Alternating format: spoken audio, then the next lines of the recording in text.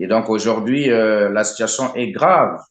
Mais ce qui est dommage, c'est que le Premier ministre ne prend pas le courage, n'a pas le courage de dire aux Congolais réellement qu'est-ce qui se passe. Et donc, nous sommes quasiment en situation de paiement. Le pays va très mal. La situation sociale est catastrophique. Les pauvres citoyens n'arrivent plus à joindre les deux bouts de mois et ça devient insoutenable. Et vous voyez, on témoigne les grèves un peu partout. Nous avons pratiquement les grèves dans tout le secteur hospitalier.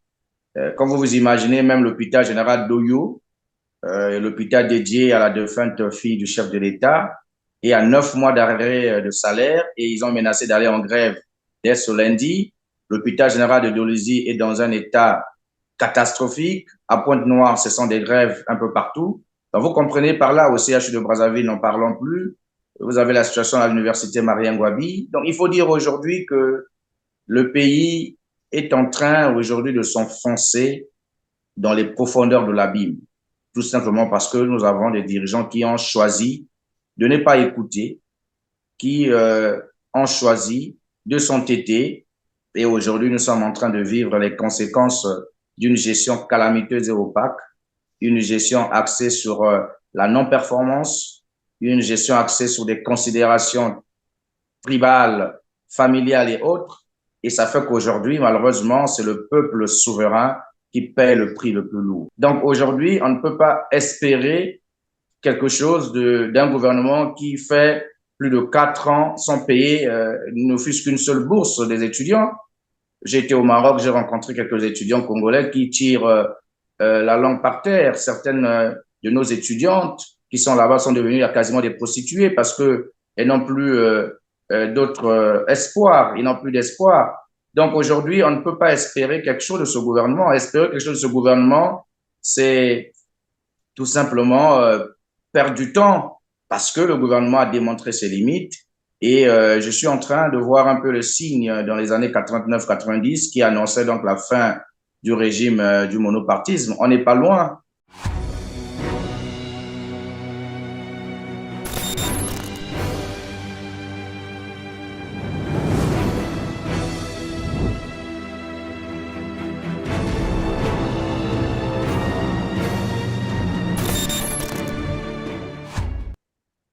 Merci de vous savoir de plus en plus nombreux à suivre R7, bien que peu de téléspectateurs nous aident à valider les petits gestes d'encouragement, notamment de liker en cliquant sur le petit pouce en l'air juste en bas de cette vidéo. C'est ainsi que je vous invite évidemment de le faire maintenant et de partager autant de fois que vous le pourriez cette émission pour nous aider à parfaire notre référencement, d'atteindre un plus grand nombre de téléspectateurs. À ceux qui ne sont pas encore abonnés, je vous invite à le faire pour être prévenu de toutes nos prochaines productions. Nous avons vraiment besoin de votre soutien dans ce sens. Mesdames, Messieurs, bonjour. Ravi donc de vous retrouver sur R7 en compagnie de Destin Gavet, président du mouvement républicain. Bonjour Destin Gavet. Bonjour Monsieur Christian et bonjour à tous les abonnés de Télar TV qui deviennent de plus en plus nombreux. Merci déjà de les interpeller encore. Alors, je vais vous poser une toute première question. Expression, bien entendu, si vous allez bien. Oui, je vais bien. Il faut dire que ça va. Après les quelques menaces et autres que nous avons reçues dernièrement, mais ça va. Oui, mais apparemment, ça pèse encore sur vous parce que déjà, rien que dans votre réponse, on sent une petite lourdeur. C'est dû à quoi? Oh, vous savez, pour quelqu'un qui a déjà eu à faire de la prison à 2 reprises, et donc les menaces d'arrestation ne peuvent plus nous intimider. C'est juste que nous remarquons que nos adversaires politiques ne veulent pas user des mêmes arguments que nous. C'est-à-dire, nous avons choisi la parole. C'est la seule arme que nous avons aujourd'hui. Par contre, eux, ils choisissent parfois l'extrémité, c'est-à-dire la violence. Alors, si j'ai bien compris, les choses sont rentrées dans l'ordre, c'est ça. Les menaces sont Bon, écartées, c'est ça? oui, vous savez, quand vous êtes dans un pays comme le nôtre, tout le monde ne peut pas être contre vous. Et donc, il y a même de ceux qui sont dans le système dans les arcades sécuritaires, les sécurocrates, certains d'entre eux ne pensent pas qu'il faut toujours agir de la même façon. Après l'arrestation arbitraire que nous avons subie le 2 décembre 2022 à Pointe-Noire, où nous avons fait pratiquement 7 jours de privation de liberté, je pense que certains aujourd'hui remarquent que ces méthodes rétrogrades peuvent avoir des répercussions dramatiques pour notre pays. Et donc, lorsque certaines décisions sont prises ou bien sont en train d'être prises ou en phase d'être prises, il y a d'autres personnes de bonne volonté qui alertent parce que pour eux, cette façon de faire est aux antipodes de l'Afrique de la liberté. Et donc, effectivement, nous avions été alertés pendant que nous étions à l'étranger qu'il y avait un plan d'arrestation contre nous parce que nous avons choisi de dire la vérité aux Congolais sur un certain nombre de choses. Donc, nous avons d'ailleurs réagi sur nos réseaux sociaux où nous avons étalé donc ce plan. Mais certains nous ont même conseillé de n'y pas rentrer parce que ce serait dangereux de perdre encore un vaillant soldat de lutte. D'autres nous ont conseillé de solliciter l'asile politique, mais nous avons répondu à ces compatriotes avec beaucoup d'enthousiasme. Nous leur avons dit que nous avons que le Congo comme pays. Certains membres du gouvernement ou bien certains caciques du PCT ont la double, voire la triple nationalité. Et nous n'avons que la nationalité congolaise. Si en 2021, lorsque nous avons perdu Guy Brice Parfait Kolela dans des conditions dramatiques et drastiques, nous nous sommes rendus en France pour les obsèques. Nous n'avons pas choisi le chemin de la lâcheté. Nous n'avons pas choisi le chemin de la facilité. Nous n'avons pas choisi la première opportunité qui s'offre à nous pour quitter le Congo, pour abandonner la lutte. Mais nous avons choisi de revenir au Congo. Et c'est pas 3 ans après, pendant que nous avons consenti énormément de sacrifices et d'efforts dans ce combat, qu'à la moindre menace, à la moindre intimidation, nous allons fuir ce pays.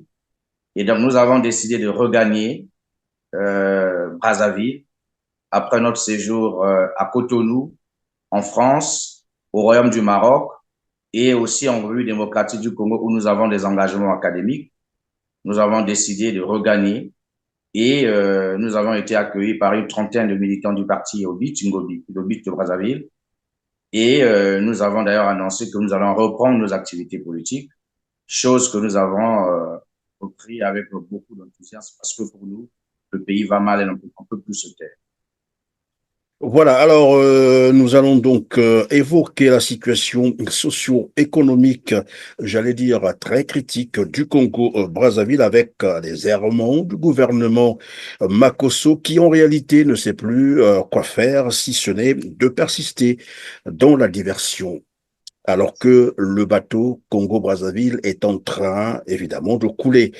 Selon le Premier ministre, je ne sais pas si vous l'avez suivi, la situation économique est vraiment chaotique. Moi, je peux traduire ça comme ça. Lui, il a trouvé les mots pour le dire. Alors, je vais donc savoir avec vous, puisque vous êtes rentré, probablement que vous avez aussi cherché à constater, à voir dans quel état se trouve actuellement Brazzaville. Est-ce que vous pouvez nous en parler, la situation sociale d'abord, ou sinon socio-économique?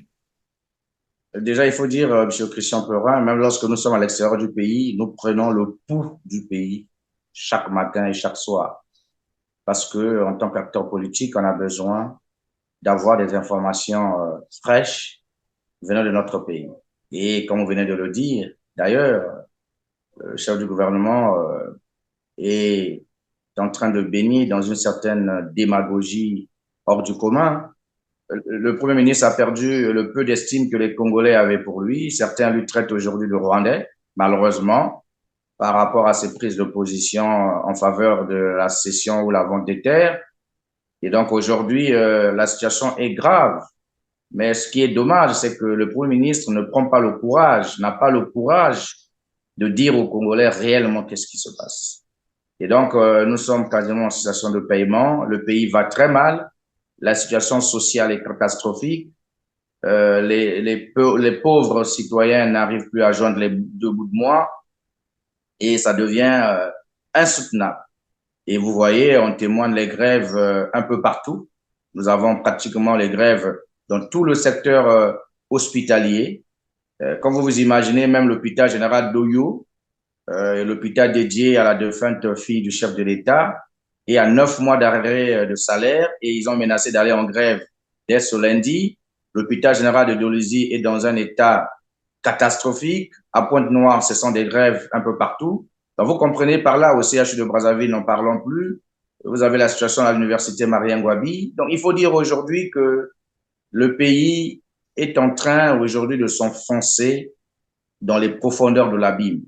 Tout simplement parce que nous avons des dirigeants qui ont choisi de ne pas écouter, qui ont choisi de s'entêter.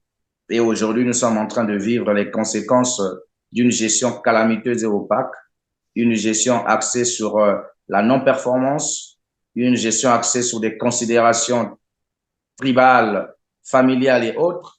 Et ça fait qu'aujourd'hui, malheureusement, c'est le peuple souverain qui paie le prix le plus lourd. Donc, c'est dommage, mais nous pensons que l'espoir qui nous anime doit continuer à nous animer pour que demain, l'alternance s'impose et que ce régime se retrouve dans la poubelle de l'histoire. Alors, vous venez là de rappeler quelques mouvements sociaux observés ça et là. Vous l'avez dit tout à l'heure, vous avez rappelé l'hôpital Edith Bongo de Yo. Alors, donc, on assiste actuellement à des tensions un peu partout dans le pays. Évidemment, Anatole Collinet lui-même l'a dit devant le Sénat. Ils n'ont plus la possibilité de payer régulièrement les salaires, les pensions, les bourses. Vous avez rappelé les grèves, c'est vrai, à l'hôpital de Loindilly également, à Pointe-Noire, c'est ce que nous apprenons. Et pas d'électricité stable, il faut le dire, pas d'eau potable. Alors, nous sommes quand même là face à un régime qui s'est installé il y a 27 ans de cela et qui a bénéficié des excédents budgétaires, beaucoup d'argent d'ailleurs, issu des revenus du pétrole. Alors, Anatole Collinet-Makosso annonce, comme qui dirait, un coup près. Et ça se passe devant le Sénat. Mais après, il demande aux Congolais de garder espoir. Jusqu'à quand devrait-on garder espoir finalement? Mais vous comprenez par là que, je vous l'ai dit d'entrée de jeu, que Anatole Koné-Makosso brille par la démagogie et la désinformation, malheureusement. Je pense que si nous étions dans un pays où il y avait, les hommes avaient encore un peu de dignité, ce monsieur n'allait pas s'obstiner à être Premier ministre, il allait démissionner. Ou pire encore, puisque lui-même il a dit que les parlementaires du PCT ne soutenaient plus quelques initiatives du gouvernement, notamment la vente des terres. Je pense qu'aujourd'hui, il devait être renversé par une motion de censure. Tout simplement, si on avait des députés qui avaient la tête entre les deux épaules. Mais malheureusement, vous savez comment ces députés se retrouvent au Parlement. Ils sont quasiment nommés, donc ils ont ce devoir de redevabilité vis-à-vis de celui-là qui les nomme. Mais ce qu'il faut dire aujourd'hui, c'est qu'on ne peut pas espérer changer les choses avec des personnes, avec l'élite corrompue qui a mis ce pays à terre. Ça serait illusoire, ça serait utopique. Aujourd'hui, on ne peut pas espérer changer les choses avec des gens qui n'ont pas pu gérer toutes les ressources que nous avons eues. Et ce n'est pas dans cette période difficile où les recettes ont quasiment, sont en mode de rétrécissement, que les gens vont pouvoir aujourd'hui espérer apporter quelque chose de nouveau dans ce pays. Ce Christian Perrin, n'oubliez pas que nous avons eu des recettes à 4 000 milliards l'année ici dans ce pays. Entre les années 2010, lorsque la dette, la quasi-totalité de la dette a été annulée avec l'initiative PPTE, mais vous avez compris que quelques années plus tard, les mêmes qui brillent par une certaine gouvernance incroyable, dans le mauvais sens du terme, ont replongé le pays dans la dette. Donc aujourd'hui, on ne peut pas espérer quelque chose d'un gouvernement qui fait plus de 4 ans sans payer ne fût-ce qu'une seule bourse des étudiants. J'ai été au Maroc, j'ai rencontré quelques étudiants congolais qui tirent la langue par terre. Certaines de nos étudiantes qui sont là-bas sont devenues quasiment des prostituées parce que elles n'ont plus d'autres espoirs. Ils n'ont plus d'espoir. Donc aujourd'hui, on ne peut pas espérer quelque chose de ce gouvernement. Espérer quelque chose de ce gouvernement, c'est tout simplement perdre du temps parce que le gouvernement a démontré ses limites. Et je suis en train de voir un peu le signe dans les années 89-90 qui annonçait donc la fin du régime du monopartisme. On n'est pas loin. Je pense qu'aujourd'hui, qu'on le veuille ou non, le cap de la fin s'annonce. Parce que vous savez, lorsque vous n'arrivez plus à faire face à des situations d'extrême urgence, lorsque les gens n'arrivent plus à payer, lorsque les Congolais n'ont plus droit à leur salaire, alors que c'est un droit fondamental à ce niveau-là. Je pense que même les Congolais qui sont encore dans leurs réserves, ceux qui ont peur de dire un certain nombre de choses, ils finiront par la force du temps de revendiquer leurs droits et nous assisterons très certainement à la chute de ce pouvoir. Ce n'est pas un secret, c'est la réalité. Malheureusement, ça a toujours été comme ça. Donc moi, personnellement, je n'attends rien de ce gouvernement parce que je pense que ce gouvernement a atteint le bout du rouleau. Tout ce qu'ils ont eu à voir dans ce pays, le Congo devait ressembler aujourd'hui à un pays émergent. Mais comme vous voyez, un gouvernement qui reporte l'émergence de 2025 à 2031, curieusement et parallèlement, ce même Kone Makosso travaille pour la réélection de Denis Sassou Nguesso en 2026. Donc vous comprenez que c'est un premier ministre, entre guillemets, de pacotille, qui n'a pas véritablement une ambition. Ce qu'il pense, c'est la conservation de son poste de Premier ministre parce qu'il sent que ça ne va pas. Donc, il est obligé de soutenir l'insoutenable. Il est obligé de soutenir les accords avec les Rwandais. Il est obligé de dire du n'importe quoi. C'est un Premier ministre, en quelque sorte, qui a perdu la peau du Premier ministre. Pourquoi? Parce que, vous savez, la parole du chef doit se faire rare. Mais lorsque vous avez un Premier ministre qui veut à tout prix intervenir sur tous les sujets, ça pose problème. À quoi servent les ministres? Il y a des départements ministériels, chaque ministre devait défendre en quelque sorte son bilan, son département ministériel. Mais quand vous voyez le Premier ministre venir parler en lieu et place d'un ministre, vous comprenez par là qu'il y a un problème. Voyez-vous, lorsque des questions orales, que ce soit au Sénat ou à l'Assemblée nationale, on invite souvent le ministre de la Coopération internationale, donc le fils cadet du président de la République, mais ce dernier ne se présente jamais. C'est le Premier ministre qui colmate les brèches, mais c'est incroyable, c'est un exercice constitutionnel. Il est prévu dans la Constitution que les parlementaires ont le droit d'interroger, de questionner le gouvernement sur un certain nombre de choses. Mais ce dernier ne vient jamais. Et donc, c'est Alato Kone Makosso qui est envoyé en tant que lieutenant. Donc, le Premier ministre devient en quelque sorte le lieutenant d'un ministre. Mais vous savez, avant qu'il ne devienne Premier ministre, il faut le dire, on l'a vu être trimballé partout dans le pays par Denis Christel Sassou Nguesso avec son initiative Perspective d'avenir. Et donc aujourd'hui, il a toujours, pour lui, il se considère toujours comme ce Kone Makosso qui était là comme le lieutenant de Denis Christel Sassou Nguesso à une certaine époque. Il n'arrive pas à se mettre dans la peau d'un véritable chef de gouvernement et ça fait qu'aujourd'hui, il y a carence d'autorité. Vous pouvez imaginer un ministre des Finances qui nomme des cadres à des hautes fonctions et demain, c'est le Premier ministre qui vient contredire. Mais lorsque Lydia Mikolo a nommé, il était resté silencieux. Donc, c'est du deux poids, deux mesures. Vous comprenez par là qu'il y a crise d'autorité au sein du gouvernement. Le Premier ministre, j'ai de la peine pour le dire, mais pour moi, c'est quelqu'un qui n'est pas à la hauteur des enjeux. Et donc, aujourd'hui, il est obligé de se poumonner pour espérer, en quelque sorte, conserver son poste qui, honnêtement, ne devrait plus exister parce que nous sommes dans un pays où il faut dissoudre le gouvernement, il faut dissoudre l'Assemblée nationale, il faut aller vers les États généraux et puis aller vers du renouveau. Et comme je l'ai dit, on ne peut plus espérer quelque chose d'eux. Et les Congolais savent, ils sont conscients que la solution ne viendra jamais du PCT et de ses amis. Évidemment, lorsque vous évoquez tout à l'heure le lien entre Anatole Collier Makosso et Denis Christel Sassou Nguesso, ça nous rappelle également cette période où Anatole Collier Makosso s'était fait carrément porte-parole de Denis Christel Sassou Nguesso. Je pense que c'était au moment où on parlait déjà de la candidature à la présidentielle de Denis Christel Sassou Nguesso, c'est Anatole Collier qui était le porte-parole. Est-ce que, évidemment, il n'a pas pu se départir de cette veste? Ça pose problème aujourd'hui. Tout le monde est en train de le constater. Vous avez parlé également des étudiants congolais au Maroc. Et dernièrement, c'est Denis Sassou Nguesso qui s'adressait, en fait, interpellé par les étudiants congolais en Russie, qui sont en mode survie aujourd'hui. Et pour Denis Sassou Nguesso, il perd parfois sommeil lorsqu'il s'agit de colmater les brèches. Il faut payer un peu de salaire ici, un peu là, et puis ainsi de suite. Et je vais vous proposer cet élément et vous me direz ce que vous pensez finalement de cette réaction. Suivez. Des moments, le président, chaque fin de mois, il perd le sommeil pour voir comment rassembler quelques bouts, payer quelques salaires de fonction publique. Parfois, on paye à tour de rôle. Bien voilà, alors Destin Gavet, pour Denis Sassou Nguesso, il perd sommeil lorsqu'il s'agit des fins du mois. Voilà, c'est ce qu'il faut dire pour tout englober parce que là, il y a des pensions, salaires, bourses et tout ça. Et il demande donc à ses étudiants de continuer encore à supporter, à serrer la ceinture. Dans le même temps, il s'est déplacé avec 74 personnes.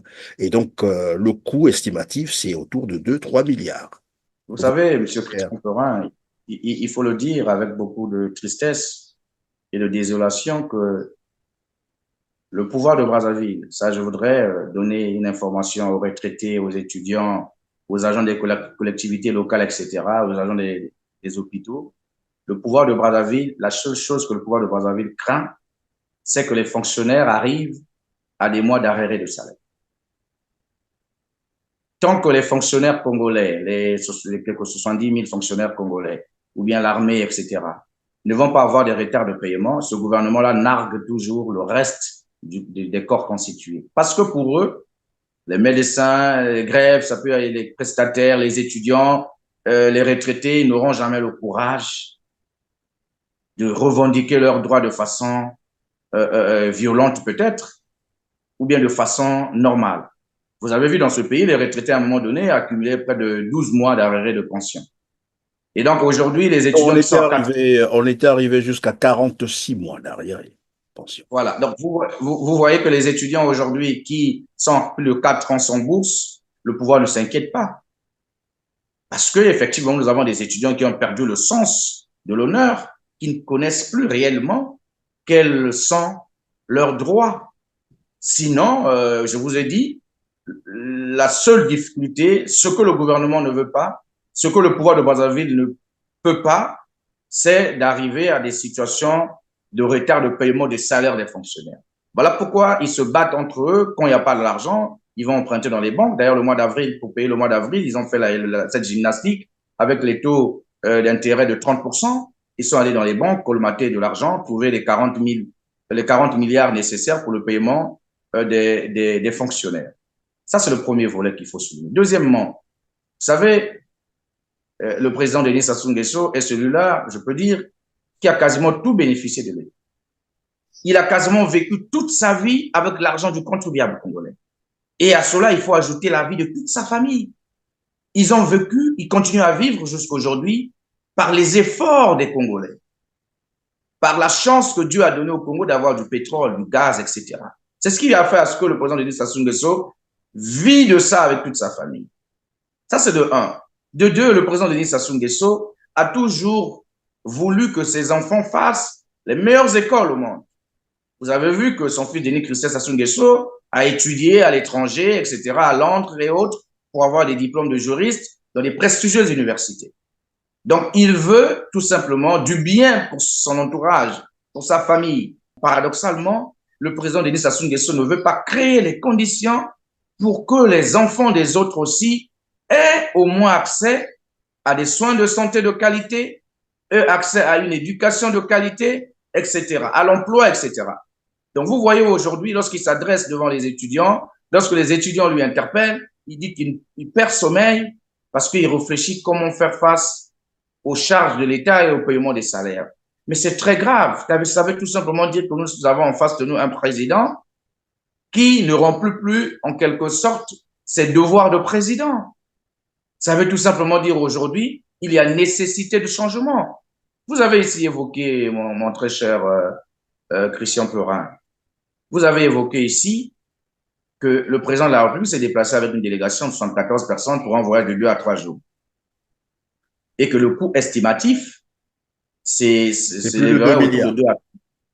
Ce qu'il faut déjà dire, monsieur Christian Perrin, C'est une honte pour notre pays, une véritable honte. Lorsque le président sénégalais se déplace, vous voyez que le Boeing se positionne, l'avion présidentiel. Lorsque même le président de la République démocratique du Congo, le président Tshisekedi se déplace, même quand il vient ici, parfois il prend l'initiative, il vient avec son avion présidentiel alors qu'il peut traverser par canot rapide, etc. Pourquoi? Parce que c'est l'identité d'un pays. Mais lorsque vous avez un gouvernement, un président de la République qui se déplace à l'aide des avions loués, où l'heure, je vous dis, l'heure est facturée à 26 000 euros. Vous vous imaginez une heure à 26 000 euros? Mais lorsque vous voyez au CHU, il n'y a même pas de seringue, il n'y a même pas de gants au CHU de Brazzaville. Qu'est-ce que je veux dire? Nous avons des étudiants qui ont quasiment terminé au Togo. Ils sont aux portes de la rue. Combien manque à ces étudiants-là pour finaliser leur formation? 1,5 milliard de francs CFA. Nous avons des étudiants de l'université privée de Marrakech que j'ai rencontrés récemment, des ingénieurs formés dans des domaines de technologie, des domaines de pointe, qui sont aujourd'hui devenus vendeurs de pizza dans des restaurants au Maroc. Combien manque? Combien il faut pour libérer les diplômes de ces étudiants? 2 milliards de francs CFA. Et lorsque vous me dites que le voyage du chef d'État est estimé à 2-3 milliards, j'ai un grand pincement dans le cœur. Vous pouvez aller vérifier, hein, même sur Internet, vous pouvez le vérifier. Un vol Dreamliner, c'est 1 milliard. Un vol, voilà. Partait du Congo.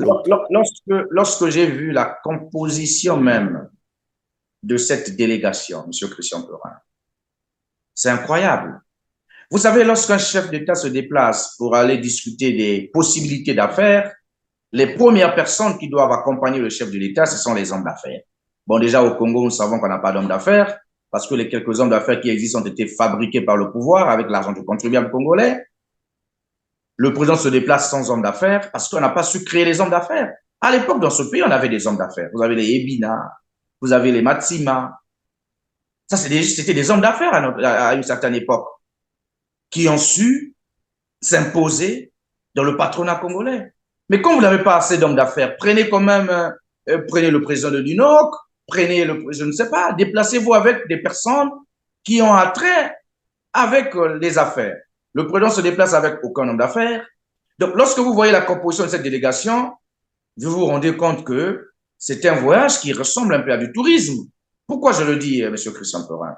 Vous avez neveux, nièces, tantes, filles, fils, etc. Alors, c'est la famille biologique. Alors. Et au-delà de ça, M. Christian Perin, non, nous rions, mais c'est grave. Vous avez 4 à 5 personnes qui ont pour fonction chargé des missions. Vous avez 6 à 10 personnes qui ont pour fonction conseiller à la présidence. Mais ces personnes vont faire quoi? Qu'est-ce qu'ils vont faire en Russie? Et il y a eu même 7, je crois, 7 fonctionnaires du domaine présidentiel. Parce que, non, je veux rappeler ce petit détail, il est très important. 7 fonctionnaires du domaine présidentiel. Là-bas, on ne parle pas du domaine présidentiel. Que sont-ils allés faire là-bas? Mais c'est Christian Perin, vous comprenez que ça devient en quelque sorte très ridicule pour notre pays. Très ridicule. Moi, je préférerais même que ces listes-là... Vous savez pourquoi ces listes sortent? Parce qu'il y a des fonctionnaires de la présidence qui sont énervés de voir ce genre de choses. Donc, ils sont obligés de faire fuiter ces listes sur les réseaux sociaux. Vous vous déplacez avec, vous avez dit, les fonctionnaires du domaine présidentiel. Donc, on déporte le domaine présidentiel pour aller avec le domaine présidentiel en Russie. Ils vont aller contrôler quel domaine en Russie. Mais ce qui est grave, M. Christian Perin, c'est que lorsque le chef de l'État est reçu par le président russe, vous avez vu que le président russe, il était accompagné de 3 collaborateurs, pas les moindres. Et de l'autre côté, du côté congolais, vous avez vu qu'il y avait peut-être 4 à 5 collaborateurs autour du chef de l'État. Mais vous voyez, donc on pouvait se limiter à un nombre réduit, c'est-à-dire que les membres du gouvernement qui sont arrivés, et prendre quelques collaborateurs, une dizaine de personnes qui peuvent accompagner le président de la République, son médecin, son garde du corps, etc., son officier d'ordonnance et autres. Donc, on pouvait avoir une délégation réduite de 10 à 15 personnes et ça pouvait passer. Mais on se déplace avec une délégation pléthorique parce que les gens veulent aller voir la Russie, parce que les gens veulent aller se balader dans un avion, parce que les gens veulent aller dormir dans des suites, parce que les gens veulent se faire plaisir, pendant que le peuple est en train de ne pas avoir de l'eau potable et de l'électricité. Certains sont en train de prendre du champagne et c'est triste, monsieur Christian Perrin, très triste. C'est vraiment triste. Et dans le même temps, Anatole Koliné-Makosso qui venait donc d'annoncer la crise, j'allais dire, profonde, une crise financière profonde, puisque le Congo n'a plus, c'est ce qu'il a dit, hein, la trésorerie souffrirait, de sorte qu'on ne peut plus payer les salaires. Nous avons rappelé tout à l'heure, pensions et tout ce qui en va. Et dans le même temps, 2 jours seulement après, il est allé s'afficher avec Pierre Ngolo, donc le président du Sénat, à qui il était en train de dire qu'il n'y a plus d'argent dans les caisses de l'État. Et là-bas, on a vu, les images ont circulé sur la toile, en train de trinquer du champagne.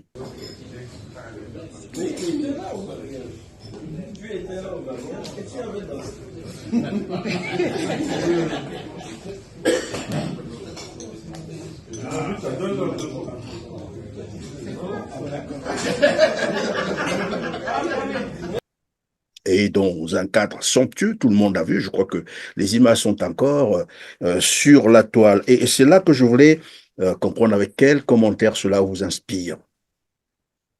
Le commentaire que cela m'inspire, c'est tout simplement, ils ont compris une chose. Au-delà de l'aspect champagne, moi je vais aller beaucoup plus dans l'aspect futuriste. C'est-à-dire le pouvoir aujourd'hui a compris, il paraît-il dans les milieux du pouvoir, ils ont reçu un coup de fil de la part du président depuis la Russie, qui leur a demandé de mettre un peu fin à cette cacophonie. Mais la cacophonie se trouve à quel niveau? C'est la question des accords avec le Rwanda. C'est ça le nœud du problème. C'est ce que les Congolais doivent comprendre aujourd'hui.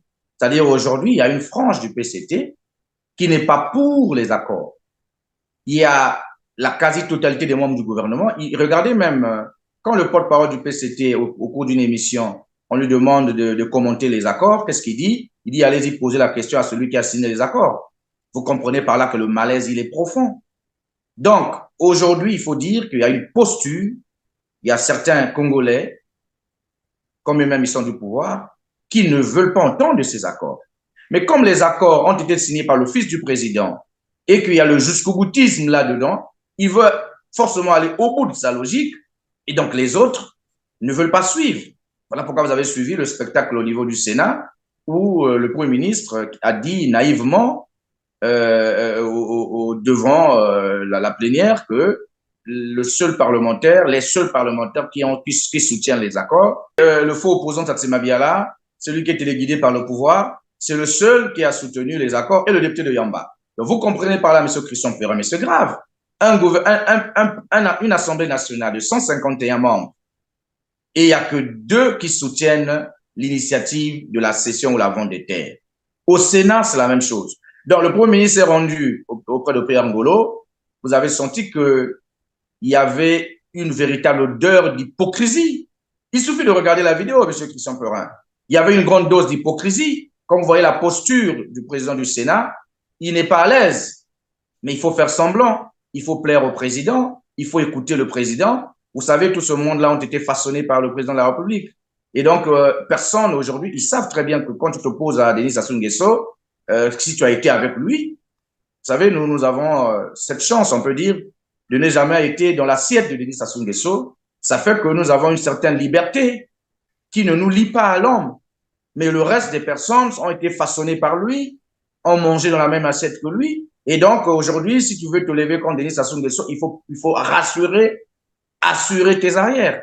Donc, Pierre Ngolo, qui a eu une posture légaliste, il a juste rappelé les dispositions de la loi, mais les propagandistes de Koliné Makosso et certains médias en ligne qui ont une audience que dans leur famille sont montés au créneau pour vouloir mettre l'huile sur le feu, alors qu'effectivement, ce qu'avait fait le président du Sénat, c'était dans le sens de vouloir remettre les choses au point. Deuxièmement, je pense, c'est dommage qu'on soit toujours là à trinquer des champagnes, à toujours démontrer une certaine opulence, pendant que la quasi-totalité des Congolais vivent dans une précarité. Et donc, pour moi, c'est un signe révélateur. Vous savez, pour nous, les chrétiens, on dit, lorsqu'un pays est divisé, ce pays ne peut pas subsister. Aujourd'hui, le PCT est en train de démontrer aux yeux de l'opinion qu'il y a des fissures, même au sein de l'appareil. Et donc, je pense que ceux qui auront compris pourront déjà faire le bon choix, le choix de se ranger du côté du peuple. pour ne pas que demain, certains regrettent. Parce qu'aujourd'hui, qu'on le veuille ou non, nous sommes en train de nous diriger de façon inévitable vers la chute, vers la fin de ce pouvoir, et c'est tout à fait normal. Quand on dirige pendant plus de 40 ans, je pense que il faudrait Il y a ce s'attendre. qu'on appelle donc l'usure du pouvoir et il y a des signes qui ne trompent pas. Alors, donc tout à l'heure, vous disiez, pour vous, c'est une image, en fait, le fait de trinquer comme ça devant une population meurtrie de misère, c'est aussi une forme d'irresponsabilité, c'est le cas de le dire. Alors, vous abordiez déjà l'aspect accord Congo-Brazzaville, Rwanda, notamment, vous êtes focalisé sur les accords de vente ou de cession des terres du Congo-Brazzaville au Rwanda. Vous avez, j'allais dire, rendu public, c'était hier, vendredi, à une déclaration conjointe, c'est bien ça, des partis de l'opposition. Avant qu'on parle de la teneur donc de cette déclaration, est-ce que vous pouvez nous rappeler les différents partis qui ont pris part et c'était dans quel cadre? D'accord. Alors, Monsieur Christian Perrin, c'est vrai que en tant qu'acteur politique, d'une part, mais aussi citoyen congolais de l'autre, nous sommes indignés de la posture prise par le Premier ministre de vouloir coûte que coûte imposer les accords de cession de vente de terres aux Congolais, chose que les Congolais ne veulent pas. Il faut le dire comme ça. D'ailleurs, vous avez vu que après avoir reçu les évêques, ces derniers ont fait un revirement. Ces derniers ont compris qu'ils ont été emmenés en bourrique par le gouvernement. On les a entraînés dans une merde. Qu'est-ce qu'ils ont fait? Ils se sont ressaisis. D'ailleurs, l'archevêque de Brazzaville, qui est le patron de l'Église catholique au Congo, a très honnêtement dit des choses comme il le fallait. Et il a même profité de dire un certain nombre de choses au cours de la célébration de la messe de l'environnement devant les membres du gouvernement pour dire qu'on ne peut pas accepter cela. Donc, c'est la position tranchée de l'Église catholique aujourd'hui. Et nous, en tant que des acteurs de l'opposition, je l'ai dit, nous nous sommes retrouvés pour discuter. Donc, il y a eu le mouvement républicain, le parti que je dirige. Il y a le parti social-démocrate congolais dirigé par le président Clément Mirassa. Vous avez le parti du peuple, donc le pape, dirigé par le président Jean-Pierre Niangoy. Et vous avez donc le parti Renaissance, dirigé par Victor Onyongo. Donc, ces quatre formations politiques, membres de l'opposition congolaise, ont décidé d'entamer des discussions dans ce sens. Et on a dit, bon, chacun de nous s'est déjà exprimé dans ce contexte, parce que il faut le dire, à la veille aussi, il y avait la société civile incarnée par Joe Washington Ebina et Trésor Nzila Kende. Eux aussi, ils ont fait une déclaration pour demander purement et simplement l'annulation de ces accords avec une pétition en ligne à l'appui. Donc, nous aussi, au sein de ce groupe de travail, ce cercle de réflexion, nous avons décidé de mettre en place une déclaration conjointe.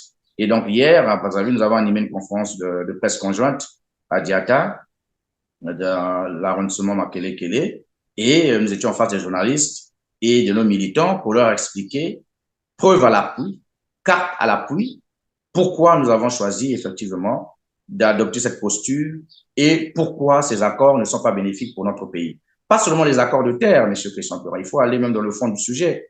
Nous parlons ici des accords économiques. Parce que Crystal Venture, comme que vous connaissez très bien, et le bras financier du Fonds patriotique rwandais, ça veut tout simplement dire que lorsque le Congo cède le site de Maluku, le parc industriel de Maluku, à cette société, mais c'est pour permettre à ce que cette société puisse se faire des bénéfices, et ces bénéfices serviront à financer la guerre en République démocratique du Congo. Donc ça, nous ne voulons pas accepter cela. Voilà pourquoi nous avons dit très humblement que nous demandons au président de la République, qui doit jouer un rôle d'arbitre aujourd'hui, d'annuler ces accords pour l'intérêt du peuple congolais, parce que le peuple se prononce et s'est prononcé en grande majorité contre les accords signés avec le Rwanda. Et donc, c'est là une partie de la teneur, j'allais dire, de votre déclaration. C'est justement exhorter le gouvernement congolais de retirer carrément tous les accords ou bien une partie des accords.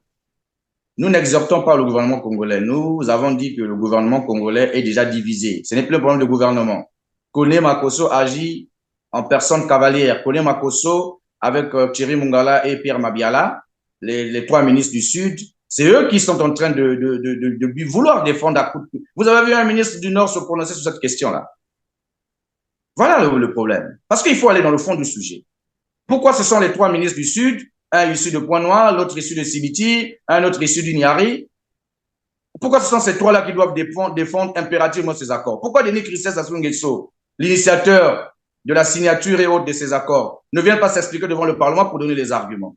Dernièrement, il nous parlait de beaux amphithéotiques, et après, on nous parle d'autorisation express. Donc, vous comprenez par là que même le gouvernement n'a pas la ligne de défense face à cela, parce qu'il y a un oui sur rouge. Et nous, hier, dans notre conférence de presse, nous avons démontré point par point, élément par élément, pourquoi ces accords ont violé les dispositions légales de notre pays et pourquoi ces accords ne sont pas bénéfiques pour nous.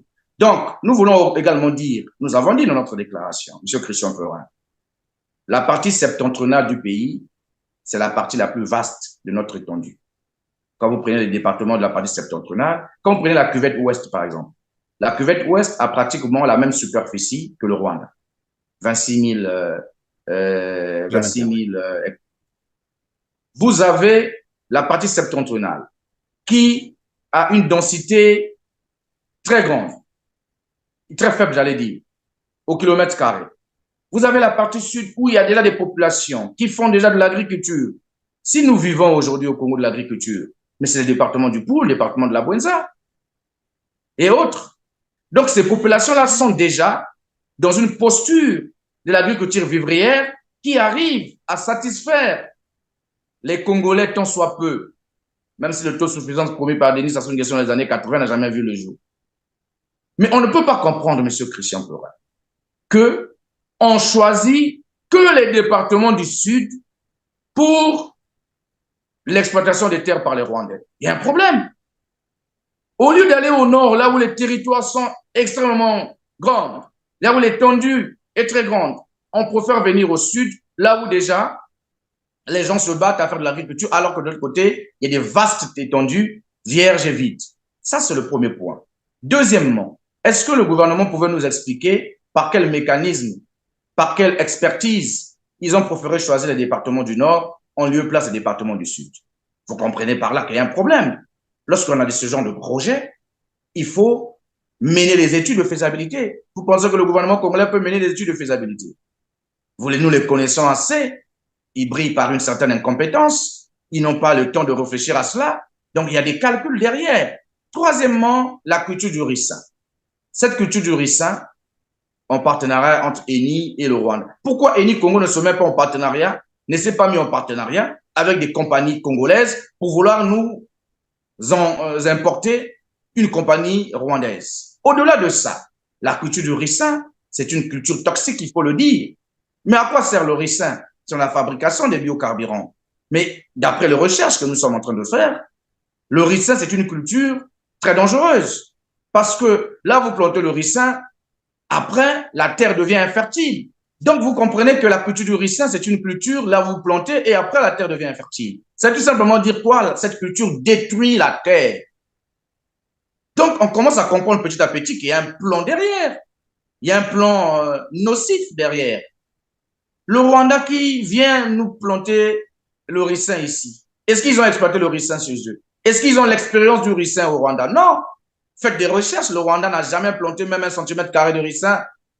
Les seuls pays en Afrique, nous avons par exemple l'Éthiopie qui a fait l'expérience du ricin.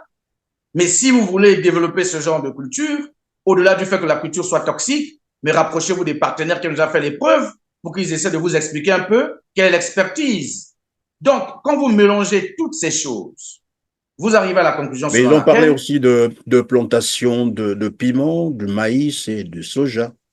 Pas que de bon, ça, vous comprenez que ça devient de la diversion, ça devient ridicule. Vous avez déjà vu le Congolais manquer du piment sur sa table. Nous n'avons jamais eu carence de piment sur nos tables. D'ailleurs, les Congolais ne sont pas les consommateurs de piment. Nous n'aimons pas trop le piment comme les autres pays.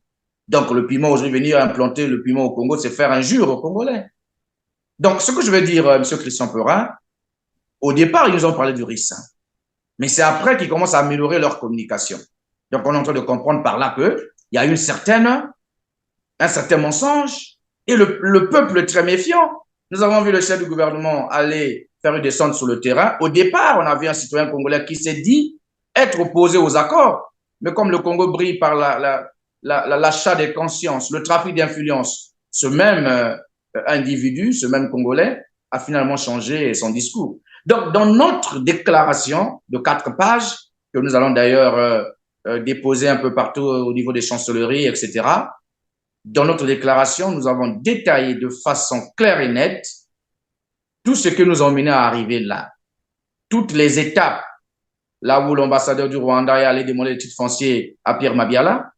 Vous pensez que l'ambassadeur, un haut fonctionnaire de l'administration rwandaise, un ambassadeur peut aller demander le titre foncier sans pourtant qu'il ait la certitude qu'effectivement, les terres ont été achetées ou cédées. Quand on demande un titre foncier, c'est qu'on veut être propriétaire. Donc, on comprend par là qu'il y a une certaine main noire. Et nous avons dit hier que ce n'est plus la question du gouvernement, parce que le En sorte, gouvernement elle-même. vous avez aujourd'hui la certitude que entre les deux parties, s'il faut le dire comme ça, entre le gouvernement rwandais, parce que là aussi il faut circonscrire, c'est pas tous les Rwandais, les Congolais n'ont pas de problème avec les Rwandais. Donc entre le gouvernement rwandais, le gouvernement de Paul Kagame et le gouvernement de Denis Sassou Nguesso, incarné par Anatole Kolde Bakosso, il y a un gouvernement qui ment dans ces accords-là. Oui, mais oui, Sur mais ces le accords gouvernement plutôt. qui ment. Non, mais monsieur Christian Perin, le gouvernement qui ment est connu. Pourquoi je dis que le gouvernement qui ment est connu? Lorsqu'on suit sur la chaîne de télévision rwandaise, la chaîne officielle, Qui un est une journaliste dit, institution, il faut le rappeler, oui. c'est une institution comme Télé Congo, comme l'a dit Colonel Makosso, même si la nôtre, elle est un peu, comme vous savez. Et qu'est-ce qui se passe?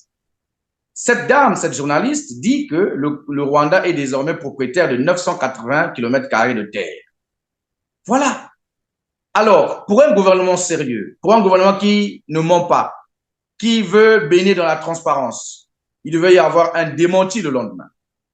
Dès qu'il y a eu tollé sur les réseaux sociaux, le porte-parole du gouvernement devait faire une interview pour dire non, nos amis rwandais se sont trompés, ils ne sont pas propriétaires de 980 km² de terre.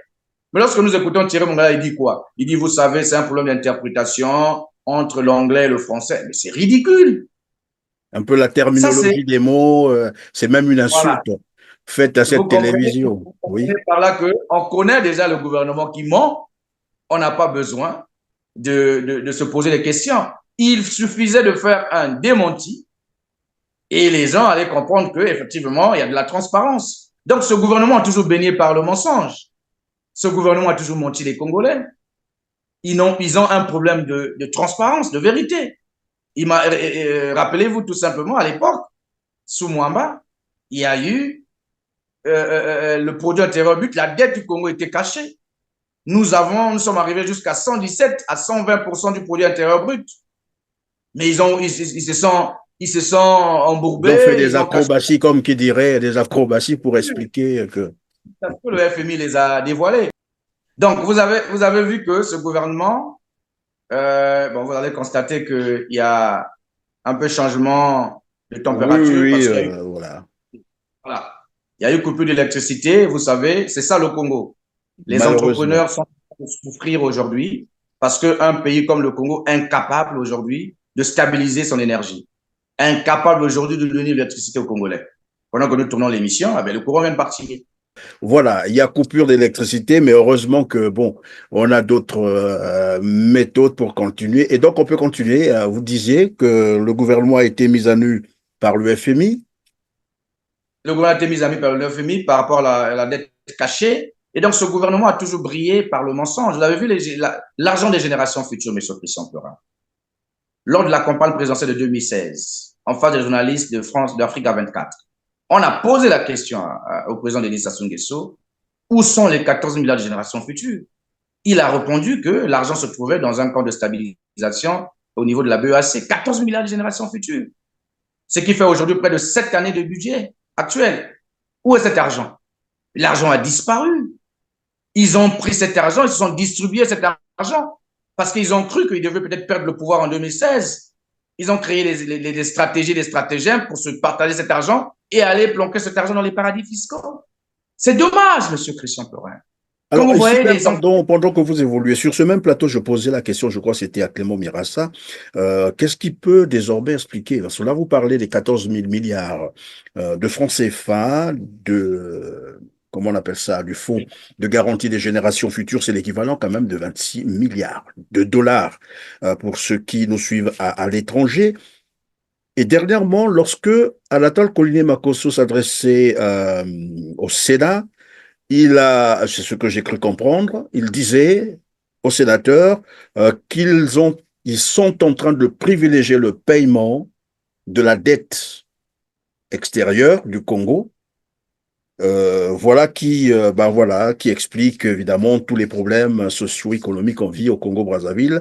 C'est pour ne pas léguer cette dette aux générations futures. Comme qui dirait, le criminel revient toujours sur la scène de crime. C'est comme si on voulait Alors, utiliser les générations futures pour justifier l'échec d'une gestion chaotique, s'il alors, faut monsieur, le dire. alors, monsieur Christian Perrin, vous comprenez, je vous ai dit que c'est un gouvernement composé des démagogues. Et donc, quand le Premier ministre vient dire des conneries devant les sénateurs, il mérite une motion de censure parce que c'est un manque de respect criard vis-à-vis des parlementaires. Mhm. Vous savez, les 14 milliards déjà, il faut dire, notre dette aujourd'hui se situerait autour de 8 milliards 5 milliards de dollars. Donc, ça veut tout simplement dire qu'avec cet argent, on pouvait valablement payer notre dette. Mais au-delà de ça, vous savez, diriger un pays, monsieur Christian Perrin, se focalise sur la base de la loi de finances. La loi de finances 2024 dit quoi? Cette loi de finances a été votée à 2605 milliards en recettes et à quelques 2050 milliards en dépenses. Ce qui fait, le fameux courant est revenu finalement, ce qui fait un excédent budgétaire de près de 536 milliards de francs CFA dans le budget exercice 2024. 536 milliards de francs CFA. Ça, c'est le premier point. Deuxièmement, ce budget a été voté sur la base du dollar à 75. Le baril, tu Et veux dire? aujourd'hui, le baril de pétrole à 75, voilà. Or, aujourd'hui, le baril est vendu, mais mon cher frère Christian Perrin, est vendu à 84, 85. Donc, aujourd'hui, ce budget doit faire l'objet d'une réévaluation en hausse. Il faut qu'il y ait un budget rectificatif en hausse. Parce que aujourd'hui, nous constatons que le baril est vendu à 84 ou 85 dollars. Depuis le début de l'année, depuis janvier, nous sommes déjà au milieu de l'année, nous sommes en juin aujourd'hui. Nous rentrons vers juillet. Donc, les 6 premiers mois de l'année, le budget et le baril de pétrole est resté quasiment stable à 84, 85. Or, les prévisions budgétaires ont été faites sur la base d'un baril à 75. Ça veut dire qu'il y aura plus d'excédents budgétaires. Mais comment vous pouvez expliquer aujourd'hui que le Premier ministre ait le courage, un courage débordant, de venir dire devant les parlementaires que non, le pays, les caisses sont vides? Mais ça devient un crime. Honnêtement, les caisses ne peuvent pas être vides dans la mesure où le baril du pétrole est en train de galoper et paradoxalement, on dit que les caisses sont vides. Mais les caisses sont vides sur la base de quoi? Non, il faut Alors, qu'on nous explique. c'est-à-dire que vous êtes en train d'expliquer, je récapitule, hein, pour nos téléspectateurs, que le budget du Congo exercice 2024 avait été voté avec un excédent budgétaire de plus de 500 milliards de francs CFA et sur la base 530 de milliards. 75 dollars le baril. Et vous vous Très rappelez bien. d'ailleurs que depuis 6 mois, depuis le début de cette année 2024, nous sommes aujourd'hui le 29 juin, presque la fin de ce mois 2024. Donc, depuis le début de cette année, le pétrole se vend très bien autour de, disons, 80-90 dollars le baril. Cela veut dire qu'il devait normalement être, on devait reviser le budget et en fait, en parlant de 500 milliards de francs CFA d'excédent budgétaire, on devrait en réalité parler probablement de plus de 1000 milliards d'excédent budgétaire. Et donc, vous ne comprenez pas qu'au moment où le pétrole se vend très bien, que Anatole Collinet-Makosso vienne dire aux Congolais que nous n'avons pas d'argent. C'est ça le paradoxe. C'est vraiment le paradoxe, mais un paradoxe incompréhensif. On ne peut pas comprendre ça. Mais regardez, vous savez, lorsque vous prenez le budget de notre pays, vous voyez la loi de finances, pardon. Dans la loi de finances 2024, le pétrole représente des recettes de 59 à 60%. Et les autres recettes sont comblées par les recettes fiscales et douanières qui se lèvent à peu près à 931 milliards de francs CFA, pour être plus précis. Donc, nous avons le pétrole qui tourne autour de 1500 milliards de francs CFA et vous avez de l'autre côté les recettes fiscales et douanières qui tourneraient autour de 900 et quelques. Donc, les recettes fiscales, c'est 700 et quelques milliards et les recettes douanières, c'est 180 milliards de francs CFA. Quand vous mélangez ces trois recettes, donc le pétrole et le gaz, parce que le gaz, cette année, le Congo a commencé à exploiter le gaz avec une prévision budgétaire de 29 milliards de francs CFA. Lorsque vous prenez l'ensemble de ces recettes, vous êtes autour de 2500 milliards de francs CFA. Mais, monsieur Christian Perin, le Congo n'a pas que le pétrole, le gaz et les recettes fiscales. Mais on est surpris. Vous savez, toutes les compagnies minières qui existent dans le Congo. Il y a le bois, les minerais, nous avons le port en eau profonde. Voilà. Toutes les compagnies minières qui existent au Congo, la façon que nos amis chinois et autres sont en train de saccager nos champs de mines. Vous savez quelles sont les recettes minières dans la loi de finances de 2024? 240 millions de francs CFA. Deuxièmement, mais c'est ce que je vous dis, monsieur Christian Perin. Consultez la loi de finances, vous allez comprendre ce que je dis. Donc, vous avez 240 millions de francs CFA pour des recettes minières. À côté, vous avez les recettes forestières. Parmi les recettes forestières, vous avez seulement 10 milliards de francs CFA. Seulement 10 milliards de francs CFA comme recettes forestières. Donc, vous comprenez par là que nous sommes dirigés par des personnes insensibles qui ont pris toutes les ressources du pays en otage. Donc, les mines sont prises en otage. Le bois est pris en otage, pour ne parler que de ceux-là. Le fer est pris en otage. Toutes les richesses sont prises en otage. Et quand vous arrivez sur les recettes fiscales, le Gabon, un pays plus petit que le Congo, qui n'a pas le port du Gabon n'a pas la même capacité que le port autonome de Pointe-Noire. Le premier trimestre de 2024, ils ont fait des recettes de plus de 400 milliards de francs CFA. Mais au Congo, toute l'année 2024, il y a des prévisions de 700 milliards de recettes fiscales. Donc, vous comprenez par là, monsieur Christian Perin, que nous sommes en face des criminels économiques. Et je suis triste aujourd'hui quand je vois Jean-Marie Michel Mokoko, André Kombi Salsa moisir à la maison d'arrêt de Brazzaville et que nous avons des voleurs en cravate en train de circuler partout dans le monde, alors que ce sont des gens qui méritent d'être poursuivis pour crimes économiques parce qu'ils ont mis le pays à un niveau mais incroyable. Donc aujourd'hui, Colline Makosso ne peut pas venir dire aux parlementaires, c'est d'abord manquer du respect aux parlementaires qui sont les représentants du peuple, d'une part, mais aussi manquer du respect au peuple congolais. C'est faire injure à l'intelligence congolaise. Parce que vous avez 536 milliards d'excédents budgétaires. Vous avez 10 dollars par baril, à peu près, par rapport à la vente. À la prévision, oui. Voilà. Donc, on peut aller à 1000 milliards d'excédents budgétaires et non, Colin Makosso vient nous parler de la dette. Parlons même de la dette.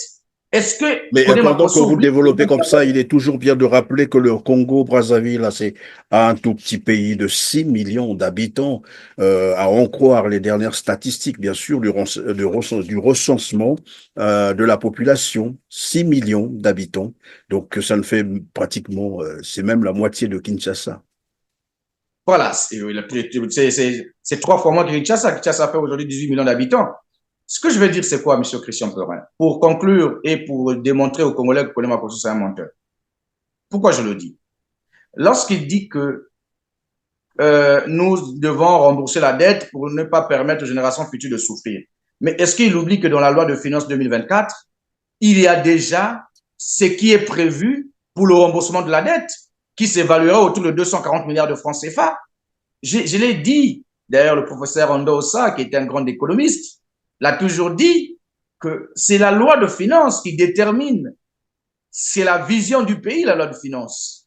Et donc, dans une loi de finances, tout est calibré. C'est-à-dire que les rubriques sont mises en place, il n'y a rien à faire. Et quand le Congo est dans une situation aujourd'hui, on ne peut pas accuser la crise parce que le baril de pétrole se vend très, très bien.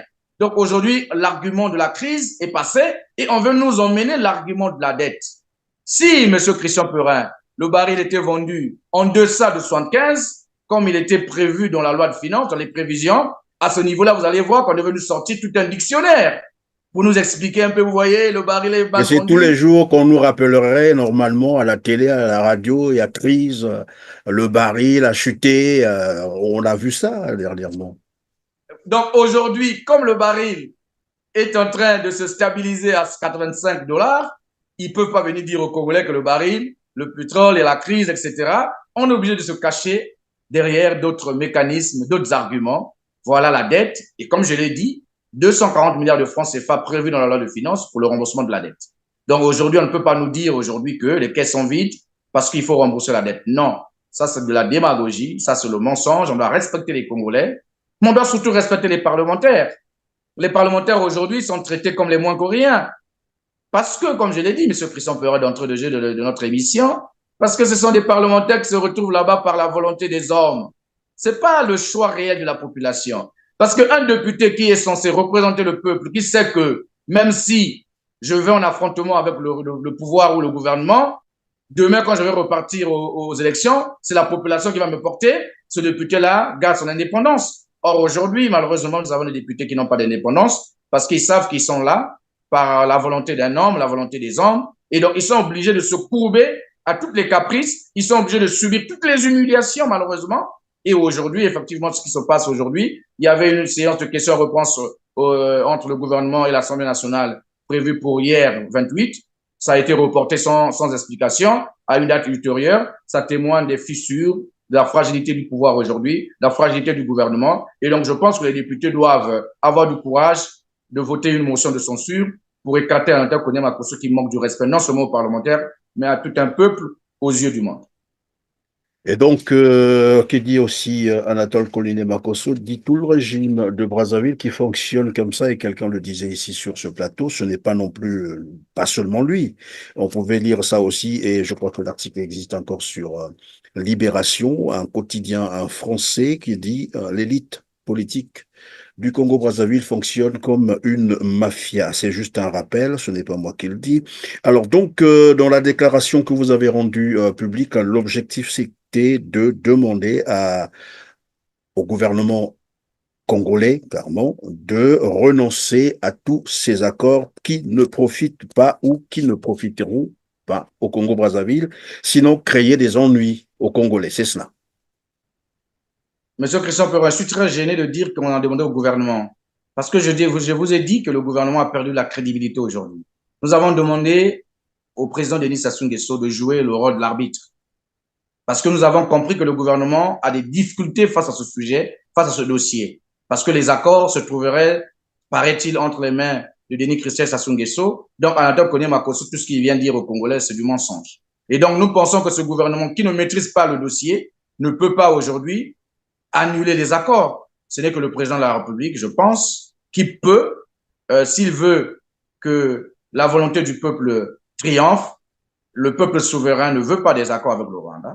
C'est clair. Vous avez vu au Kenya, mon cher ami et aîné Christian Perin, lorsque le président Ruto a décidé d'augmenter la TVA jusqu'à 17%, la jeunesse a dit non. Dans ces conditions-là, nous n'aurons jamais de mari ici, nous n'aurons jamais de maison ici, nous n'aurons jamais d'opportunité. Qu'est-ce que la jeunesse kenyane a fait? La jeunesse kenyane a décidé de prendre ses responsabilités. Ils ont descendu dans la rue. Et lorsqu'ils sont descendus dans la rue, ils sont descendus dans la rue, comme vous le dites. Le président William Ruto d'ailleurs a retiré donc ce projet de loi, et c'est la question que je voulais vous poser, parce que vous dites que Anatole Kone Makosso est en train finalement de s'embourber ou de s'embrouiller de temps à autre, et que vous demandez l'arbitrage de Denis Sassou Nguesso. Mais vous ne pensez pas que Denis Sassou Nguesso lui-même serait aussi derrière ces accords-là, et que c'est lui qui finalement veut les maintenir en utilisant bien sûr son fils? nous avons, M. Christian Perin, en adoptant cette posture, nous avons voulu dissocier la fonction président de la République et la fonction de Premier ministre chef du gouvernement, qui s'occupe de l'exécutif. Nous avons bien voulu prendre l'opinion nationale et internationale à témoin pour ne pas qu'on dise que nous n'avons pas cherché à trouver des solutions pacifiques. Parce que, comme vous le savez, avant d'arriver à des solutions de manifestation, d'ailleurs, qui sont reconnues dans la Constitution, dans l'article 27, avant d'arriver à la liberté d'expression que nous usons aujourd'hui et certains Congolais prévus dans l'article 27 de la Constitution, il faut faire preuve de sagesse, il faut faire preuve de tempérance, il faut faire preuve d'ouverture. Dans notre esprit d'ouverture, dans notre projection, nous nous sommes dit, étant donné que le Parlement ne soutient pas les accords, c'est clair, Alain Koné Makosso l'a dit, étant donné que le gouvernement peine aujourd'hui à dire réellement de quoi il s'agit, la seule personne qu'on peut sous-entendre n'est pas être meulé.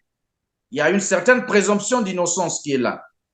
Voilà, il ne faut pas que nous puissions ne pas utiliser toutes les cartes avant de réfléchir à d'autres solutions. Nous avons dit, il y a d'une part le Parlement qui a déjà rejeté les accords, Koné Makosso l'a dit, de l'autre, il y a 3 ministres seulement qui défendent les accords. Bon, 4, il faut ajouter celui-là qui les a initiés. Le reste des membres du gouvernement, donc 34 membres du gouvernement n'en parlent même pas.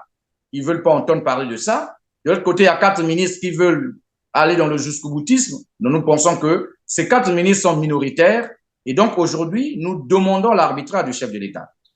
Maintenant, si nous demandons l'arbitrage du chef de l'État et que cet arbitrage n'est pas en faveur de l'annulation pure et simple de ces accords, à ce niveau-là, nous, en tant qu'acteurs politiques, les acteurs de la société civile, qui prônent eux également aujourd'hui l'annulation des accords, nous regarderons ensemble quelles sont les initiatives que nous allons mettre en place pour faire entendre raison d'une autre façon, notamment en utilisant le recours le plus légitime dans une démocratie qui est la manifestation reconnue et garantie par la Constitution. Donc, nous sommes dans cette posture, nous avons bien voulu faire les choses dans ce sens et nous espérons que la sagesse dominera sur autre chose et que le président de la République prendra conscience et prendra toute la mesure nécessaire afin que ces accords soient purement et simplement annulés. Merci, on va donc vers la fin de cette émission. Il nous reste disons 1 minute 30, c'est 30 secondes.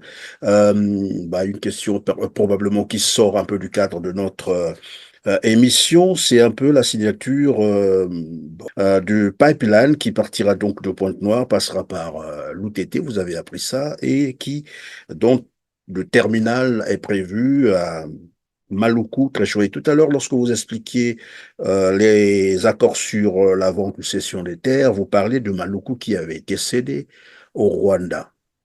Qu'est-ce que cela vous inspire qu'on puisse signer des accords de construction d'un oléoduc de Pointe-Noire à Maluku qui, en réalité, n'appartient plus au Congo?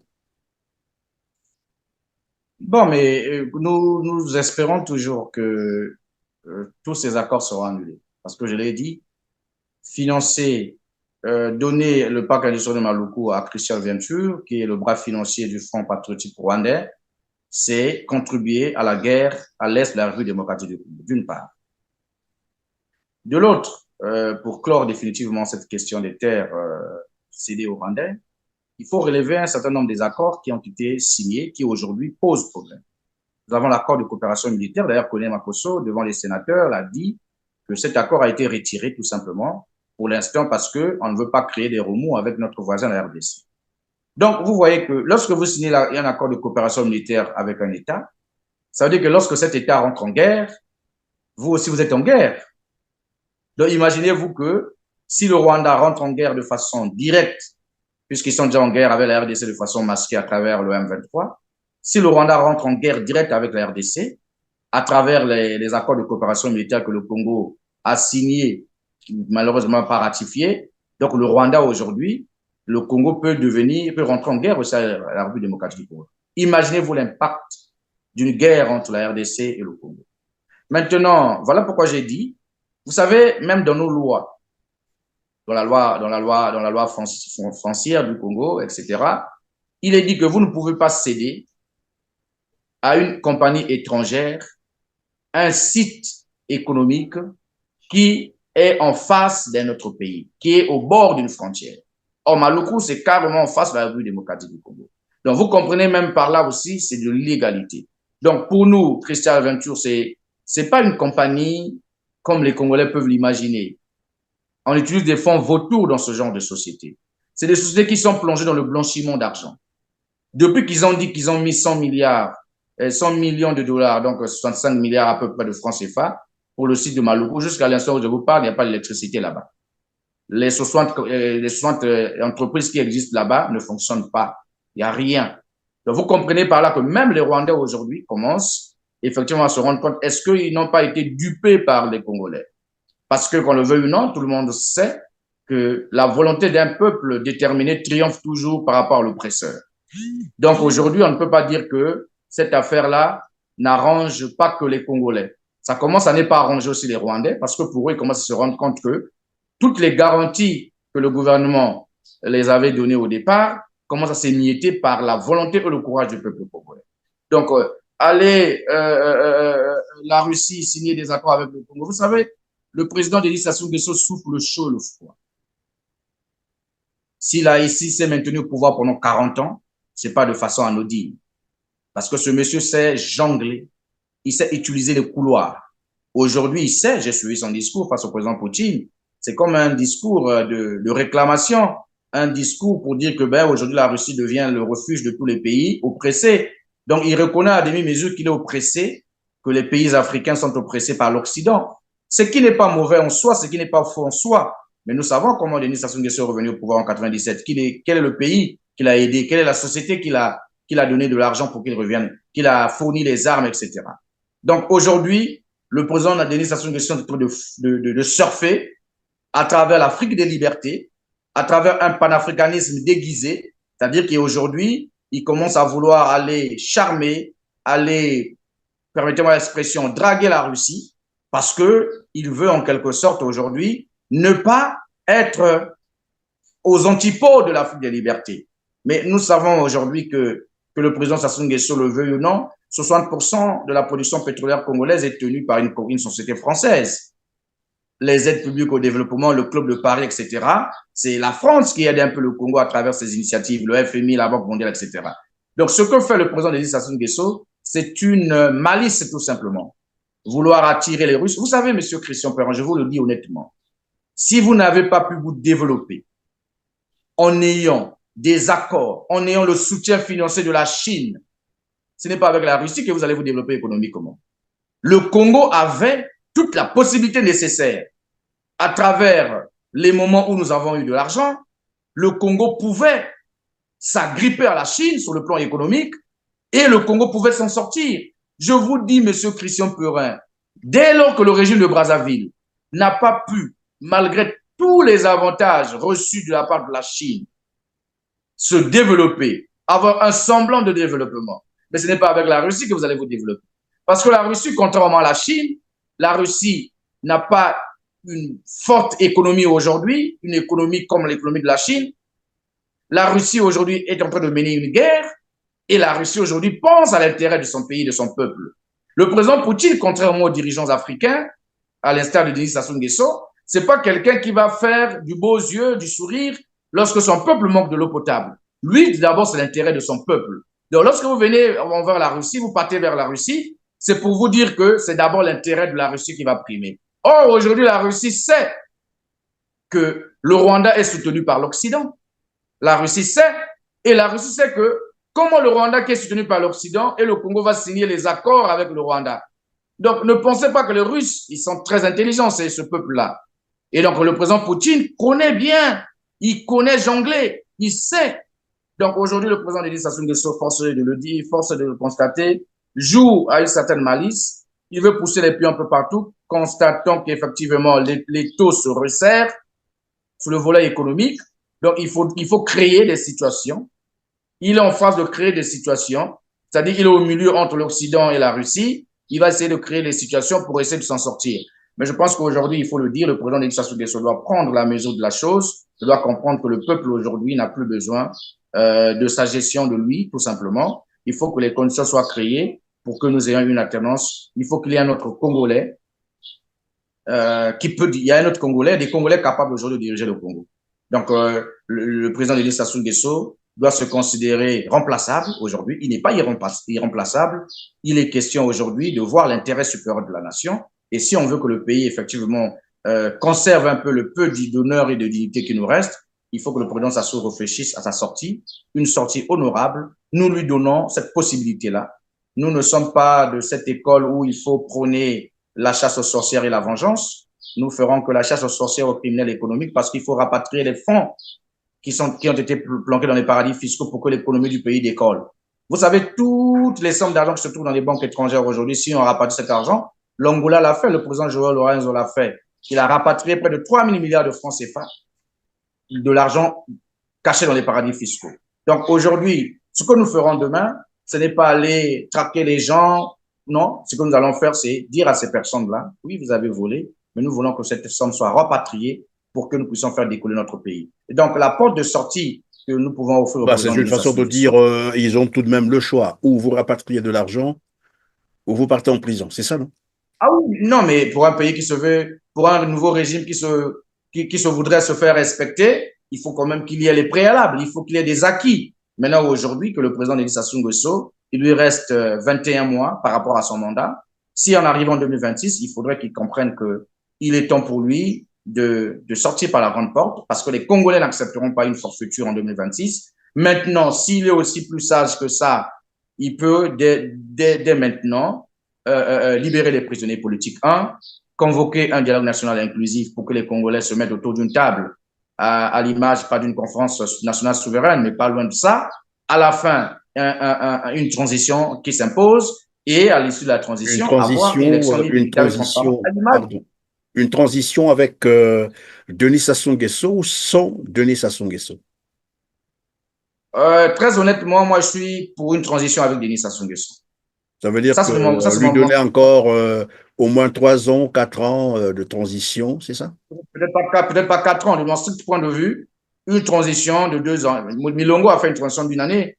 Il a pu mettre une transition avec Denis Sassou Nguesso, mais un premier ministre issu des forces neutres, des forces de l'opposition, pas des forces du pouvoir. Un gouvernement équilibré, voilà, et donner Denis Sassou Nguesso. Il est président, mais il n'a pas les pleins pouvoirs pour reconstruire le pays en 2-3 ans et aller vers une véritable... Je vous dis, M. Christian Perrin, c'est la solution qui arrangerait tout le monde aujourd'hui. Maintenant, si les oiseaux de mauvaise augure qui chuchotent à ses oreilles, qui soufflent déjà dans l'oreille du président Denis Sassou Nguesso qu'en 2026, c'est toi l'homme de la situation. Nous avons d'ailleurs vu Colonel Makosso devant les représentations internationales des diplomates dire que Denis Sassou Nguesso était l'homme providentiel. C'était assez gênant. Donc aujourd'hui, je pense que la solution qui arrangerait tout le monde, c'est celle que je venais de proposer, M. Christian Perrin. On libère les prisonniers politiques, Moukoko, Okombi et autres. On s'assoit autour d'une table, on met en place une transition avec Denis Sassou Nguesso, pas sans lui. 2 ans, il est là, mais il n'a pas les pleins pouvoirs, un peu à l'image de 91, 92, où Milongo avait pratiquement les pleins pouvoirs. Un premier ministre issu des forces de l'opposition, un gouvernement équilibré, et à la fin, aller vers une véritable élection libre, équitable et transparente. Cette solution arrangerait... Encore que Denis Sassou Nguesso soit prêt pour une élection libre et transparente. Or, l'expérience a démontré qu'il n'est jamais prêt pour ça. Denis Sassou Nguesso ne peut pas aller à une élection transparente. Mais bon, après, c'est discutable. Malheureusement, le temps est à la fin. Je voulais simplement rappeler aussi, oui, Destin. Et donc, pour chuter par rapport à notre invite, par rapport à ce que nous avons demandé au président Denis Sassou Nguesso, si il veut pas jouer ce rôle d'arbitre, s'il pense que lui aussi, il faut aller dans le jusqu'au boutiste, il faut finalement céder les terres aux Rwandais, à ce niveau-là, nous allons encore nous retrouver et nous allons évaluer la situation et nous prendrons une position et nous en informerons au peuple congolais, à la communauté nationale et internationale par rapport à cette question. Donc aujourd'hui, la balle est dans le camp du président Sassou et nous allons observer par rapport à ce que nous lui avons demandé, c'est-à-dire de jouer le rôle d'arbitre. Merci Destin Gavet. Je rappelle que vous êtes président du mouvement républicain, mais vous représentez aussi Urgence panafricaniste, à ce que je sache, au Congo-Brazzaville. C'est bien ça? On n'en a pas parlé. En quelques 2 mots. Alors, Urgence panafricaniste, effectivement, c'est une ONG créée et dirigée aujourd'hui fondée et dirigée par le président Kémy Séba. Nous avons un peu les antennes un peu partout. Dernièrement, j'avais reçu la délégation de la RDC pour que nous fassions ensemble une déclaration conjointe à propos donc de la question des terres, parce que c'est une question qui préoccupe également la RDC. Urgence panafricaniste est une organisation qui lutte pour une Afrique libre, qui lutte contre les inégalités, notamment qui lutte pour une souveraineté économique et monétaire, parce qu'aujourd'hui, à travers le franc CFA, nous sommes pris en otage. Un pays qui aujourd'hui ne peut pas contrôler son économie, ne peut pas parler de développement. L'urgence panafricaniste lutte contre le néocolonialisme, parce qu'aujourd'hui, l'Afrique n'est libre que le Nord. Nous avons toujours les mêmes pratiques qu'à l'époque coloniale. On est serré sur le plan militaire, sécuritaire. Comment pouvez-vous imaginer qu'il y a des bases militaires occidentales en Afrique, alors qu'en Afrique, on ne peut pas avoir des bases militaires aux États-Unis, une base militaire africaine. Donc, vous comprenez par là qu'il y a un véritable problème. Nous voulons que l'Afrique soit indépendante, mais nous voulons surtout que les dirigeants africains arrêtent d'être des marionnettes de l'Occident et autres. Et nous prenons aussi, il faut le dire, M. Christian Pleurin, beaucoup n'en ont pas le courage de le dire, mais il faut le dire, ne pensons pas que la Russie viendra résoudre les problèmes des Africains. Vous n'allez pas quitter un maître pour aller vers un autre maître. Ce que nous voulons aujourd'hui, ce que les Africains veulent aujourd'hui, ce que les nouveaux leaders aspirent demain, c'est que l'Afrique puisse avoir des relations gagnant-gagnant avec tous les pays. Et donc, éviter de croire que si vous enlevez Paul, vous déshabillez Paul pour faire habiller Pierre, les grandes nations, il faut le dire, n'ont que d'intérêt. Ce qui les préoccupe sont les intérêts de leur nation. Et donc, la Russie, en venant en Afrique, c'est pour des intérêts. La Chine, c'est pour les intérêts. Les États-Unis, le Canada, etc., c'est pour les intérêts. Maintenant, il faut trouver l'équilibre, savoir lesquels sont les plus proches de notre culture, de notre façon de faire, et cela permettra à ce que nous ayons effectivement des nations indépendantes qui peuvent avoir le courage. Prenez l'exemple du Burkina Faso. Il faut le dire, quand un jeune président de sa trempe va acheter plus de 1000 tracteurs agricoles pour donner à la population pour essayer d'atteindre l'autosuffisance alimentaire. Au Congo, on préfère chercher des solutions faciles, aller prendre un partenaire sulfureux, parce qu'on a échoué, parce qu'on a promis l'autosuffisance, on n'a pas pu, et donc on est obligé d'aller ramasser n'importe qui, malheureusement, pour venir colmater les brèches. Alors que l'Afrique aujourd'hui a besoin de visionnaires, des présidents qui ont la main sur le cœur pour leur peuple, et donc dans l'urgence panafricaniste, effectivement, nous défendons ces idées, et nous pensons qu'aujourd'hui, il faut le dire, les idées que nous défendons au sein de l'urgence panafricaniste et la vision que nous portons au sein du mouvement républicain, ce sont deux visions complètement identiques ou presque. Nous partons dans la même direction et voilà pourquoi nous ne nous gênons pas de mener les deux missions de façon conjointe.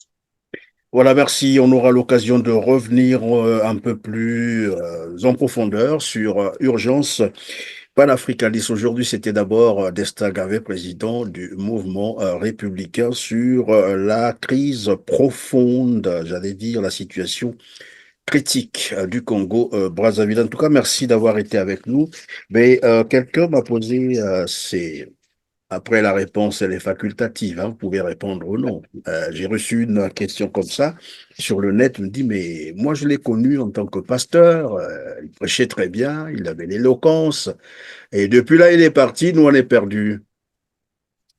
Bon, il faut dire que, vous savez, M. Christian Perrin, il faut le dire en toute honnêteté, hein, et l'humilité nécessaire. Permettez-moi 2 minutes rapidement, je vais essayer d'épingler cette question qui parfois suscite effectivement beaucoup d'interrogations. Lorsque vous recevez une mission de la part du Seigneur, si vous n'avez pas encore la maturité spirituelle, vous pouvez confondre vitesse et précipitation. Et donc, la mission que moi j'ai reçue de Dieu, c'est la mission d'être l'un des éléments qui vont contribuer à libérer ce pays, à restaurer ce pays. Et donc, lorsque je reçois cette mission de la part du Seigneur, ça n'a pas été aussi clair que je pouvais le percevoir. Et donc, moi, j'ai fait allusion que je vais délivrer peut-être ce pays à travers la prêche, à travers des miracles comme à l'époque de Moïse, etc. Mais avec le temps, j'ai finalement compris quel était le rôle que je devrais jouer dans effectivement la libération de ce peuple. Et donc, ce rôle devait être un rôle politique, ce ne devait pas être un rôle religieux, parce que vous savez, le Congo est un pays laïque. Et donc, lorsque j'ai pris connaissance du rôle que je devais jouer, c'est à ce niveau-là que j'ai créé en toute liberté le mouvement républicain en 2017-2018. Donc, ce qu'il faut dire, c'est que je suis chrétien pratiquant. Je ne nie pas mon appartenance au christianisme. Mais aujourd'hui, effectivement, dans le cadre de ma foi chrétienne, il m'arrive effectivement à exhorter, il m'arrive même à imposer les mains sur les malades et les guérir. C'est une grâce, un don que j'ai reçu de la part du Seigneur. Mais dans le rôle principal, il était plus question que je me focalise dans une église en train de prêcher les fidèles, etc. Il était question d'aller au-delà de ça, c'est-à-dire être au-dessus de la mêlée pour effectivement incarner un rôle central politique pour délivrer ce peuple. Et nous osons croire qu'avec la grâce de Dieu, nous finirons par y arriver. Donc, voilà la réponse que je pouvais donner à ce téléspectateur. Merci. Merci pour la réponse. Qu'est-ce qui fait que lorsque vous parlez de Dieu, vous devenez de plus en plus calme et serein? C'est quoi? Vous représentez... C'est tout simplement le respect que je témoigne vis-à-vis de Dieu. Vous savez, toutes les religions du monde, le christianisme, l'islam, le bouddhisme, etc., toutes ces religions ont un être suprême, c'est Dieu. Monsieur Christian Perron, on ne peut pas imaginer que nous sortons du néant. Moi, je reconnais que j'étais envoyé sur Terre pour une mission spécifique. Et j'ai découvert ma mission très vite. Certains ont découvert leur mission un peu tard, mais moi, j'ai eu la chance et la grâce de découvrir ma mission tôt. Ça fait aujourd'hui 7 ans que je suis dans ma mission. Je suis dans ce que Dieu m'a appelé. Et quand je parle de lui avec beaucoup de respect. Parce que, Monsieur Christian Perron, il faut le dire, nombreux se questionnent sur nous. Ils se disent, ouais, est-ce qu'un opposant peut parler comme ça au Congo? Est-ce qu'il n'est pas de mèche avec le pouvoir? Est-ce qu'il n'a pas les accointances avec le pouvoir? Comment se fait-il distinguer? Il n'est pas inquiété. Les gens oublient que nous avons fait la prison 2 fois dans ce pays. Mais nous avons toujours bénéficié de la clémence de Dieu. Nous avons toujours bénéficié de l'amour de Dieu. Et Dieu nous protège au quotidien. Nous vivons beaucoup de choses tous les jours. Mais Dieu nous donne le souffle de vie. Il nous donne le courage, la résilience de continuer à nous battre. Et le message que je voudrais donner aux Congolais aujourd'hui, c'est que Dieu nous a soufflé dans nos oreilles il n'y a pas longtemps que nous allons bientôt voir le bout du tunnel. Et donc, quand on parle de cet être qui peut avoir la capacité de vous dire des choses en avance, on est heureux et on est calme parce qu'on parle quand même à notre Père, mais aussi notre guide suprême. Voilà pourquoi quand je parle de Dieu, je suis un peu plus calme. Merci. Les prophètes ne sont prophètes que lorsque ce qu'ils ont prédit arrive à se réaliser. Nous allons le constater probablement les années à venir, bien entendu. En tout cas, merci à Destin Gavet d'avoir été avec nous. Ça a été vraiment un plaisir de vous interviewer encore sur des questions, j'allais dire, mais vraiment critiques du pays. Le Congo, Brazzaville. Je rappelle que vous êtes président du mouvement républicain. Encore, grand merci à vous d'avoir disposé. Merci à vous, et merci à toute l'équipe technique de Telep TV. Merci aussi aux abonnés qui sont de plus en plus nombreux, comme je l'ai dit, mais surtout qui prennent le temps de nous suivre. Et je constate que aujourd'hui, la chaîne au Congo, il faut le dire, beaucoup de gens s'informent à travers Telep TV parce qu'ils comprennent que la pertinence des sujets d'actualité, surtout ce que nous vivons au quotidien. Et donc, j'encourage les Congolais à continuer à partager, liker et surtout de ne pas se contenter seulement de partager, de liker. Je demande plutôt aux Congolais d'être désormais actifs. Très actif. On dit souvent, le match se joue pas sur les gradins, mais c'est sur le terrain. Il est temps que les Congolais se mouillent. Il est temps que les Congolais rentrent dans l'arène. Dès que les Congolais vont rentrer dans l'arène, ce régime-là va se retrouver dans la poubelle de l'histoire. Bien, merci. C'est la fin de cette émission, mesdames, messieurs. Merci de nous avoir encore accompagnés aujourd'hui. Vous avez suivi, je reprends malheureusement, et je vous avais déjà, je crois, dit que ça peut paraître ennuyeux de vous le rappeler tout le temps. Cliquez sur le petit pouce en l'air juste en bas de cette vidéo et de partager nos émissions, mais cela est très important pour nous. C'est le soutien que vous pouvez nous apporter dans cette activité médiatique. En tout cas, grand merci d'avoir encore été avec nous. On se retrouve très prochainement. Merci.